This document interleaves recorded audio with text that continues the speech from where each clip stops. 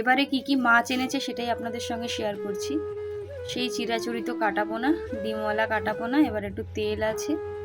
Actually মাছ ভাজা, ডিম ভাজা আর মাছের তেল ভাজা হলেই খাওয়া হয়ে যায়। আর এদিকে বোধহয় চিংড়ি মাছ, কারণ আমি বলেইছিলাম মা চিংড়ি মাছ নিয়ে আসবে। আপনারা আমার ওই চিংড়ি মাছের ভিডিওটা দেখে কমেন্ট করেছেন, মধুমিতাও বলেছো। অবশ্যই মাকে আমি বলেছি কথাটা। অ্যাকচুয়ালি ওইভাবে আমাদের কখনোই রান্না করা হয় না, মা ওটা মেখে বসিয়ে দেয়, আর বসিয়ে দিলেই হয়ে যায়, মা ওতে কিছুই দেয় না। এইবারে ইউটিউবে দেখেছে, দেখে এবার সে বলছে বানাবে। আমি বানাও, কারণ আমাদের ভাতের হাঁড়িটা এতটাই ছোট যে তার ভেতরে টিফিন বক্সটা দেওয়া যায় না। যেভাবে মেখেছে সেইভাবেই আমাদের বাটি আছে, সেই বাটির মধ্যে মা বসিয়ে দেয়। যাই হোক, মা আজকে যেটা বানাবে এটাকে আমি আমার ভাষায় চিংড়ি মাছের স্যুপ বলি, কিচ্ছু না। তো সেটা আমি একটু শেয়ার করব তোমাদের সাথে। তোমরা কারা কারা খেয়েছো অবশ্যই কিন্তু কমেন্ট করবে।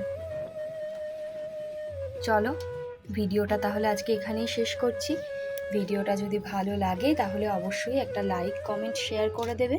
সকলে খুব ভালো থাকবেন, সুস্থ থাকবেন, সচেতন থাকবেন, আর মজার মজার খাবার খেতে থাকবেন। সকলে ভীষণ ভালো থাকবেন। আর এই ছোট্ট করে দেখাই আমার মায়ের একটা ছেলে মানুষই। নিচু করো। এগুলো হলো আমার মায়ের ছেলে মানুষ। আমার মায়ের বয়সটাই বেড়েছে, ছেলে মানুষিটা এখনো যায়নি। টাটা, দেখা হবে আবার একটা অন্য ভিডিও নিয়ে।